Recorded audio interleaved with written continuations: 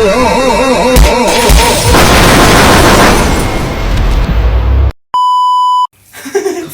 semuanya, perkenalkan nama saya Paulino Mikofarencu, biasa disapa Faren. Saya adalah siswa kelas 10 dari SMA Santo Ignatius Loyola Labuan Bajo. Pada kali ini saya akan menjelaskan teori dari Max Weber. Sebelum saya menjelaskan teori dari Max Weber, saya akan menjelaskan sedikit biografi dari Max Weber. Maximilian Karl Emil Weber adalah seorang sosiologi, filsuf, dan ekonomi politik asal Jerman yang dikenal sebagai salah satu pendiri utama ilmu sosiologi modern. Ia lahir pada 1 April 1864 di Erfurt, Jerman, dan meninggal pada 14 Juni 1920 di Munchen. Pendidikan dan pemikirannya dipengaruhi oleh latar belakang keluarganya yang intelektual. Ia mengajar di berbagai universitas di Jerman dan menghasilkan karya-karya yang penting yang masih dikaji hingga kini. Ia banyak menulis tentang hubungan antara agama, ekonomi, dan struktur sosial. Salah satu kontribusi paling terkenalnya adalah analisis tentang bagaimana nilai-nilai agama mempengaruhi perkembangan masyarakat modern, khususnya kapitalisme.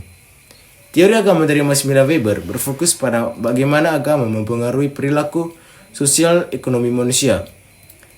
Berikut inti teorinya. Teori yang pertama adalah agama sebagai kekuatan sosial.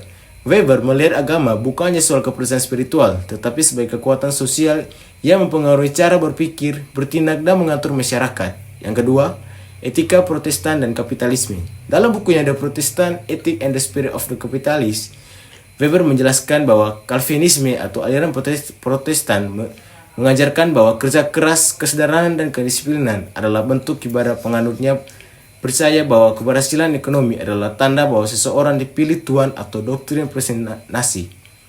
Ini mendorong mereka untuk rajin bekerja, menabung, dan menghindari kemewahan. Pola hidup ini secara tidak langsung mendorong lahir dan berkembangnya kapitalisme modern di Eropa Barat. Yang ketiga, perbandingan agama di dunia dalam Sociology of Religion Weber. Weber membandingkan agama-agama besar seperti Hinduisme dan Buddhisme. Cenderung bersifat pesen dan kontelatif, kurang mendorong perkembangan ekonomi kapitalis komunisme di Tiongkok. Mendorong stabilitas sosial, tapi tidak memberi dorongan kuat pada inovasi ekonomi. Agama-agama ini membentuk struktur sosial dan nilai yang berbeda-beda, yang berdampak pada cara masyarakat berkembang. Weber melihat bahwa agama bukannya sebagai keyakinan pribadi, tetapi sebagai kekuatan sosial yang membentuk tindakan manusia dan struktur masyarakat.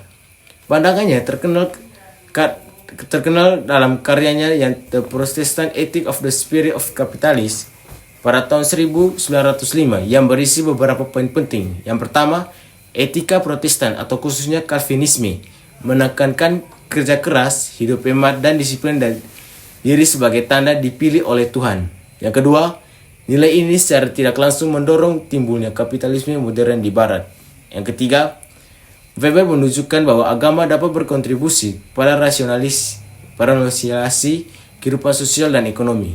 Yang keempat, ia juga meneliti agama-agama dunia seperti Hinduisme, Buddhisme, dan Konfusianisme dan menyimpulkan bahwa masing-masing membawa pengaruh berbeda terhadap struktur sosial dan ekonomi di masyarakatnya.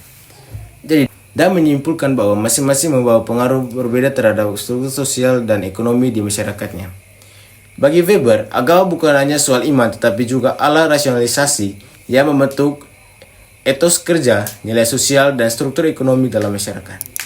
Jadi, itu adalah beberapa teori yang saya menjelaskan dari teori agama menurut Max Weber. Terima kasih. Ini anak gagala, sebalik Jawa tambah peningat jelas, gaya semakin beda.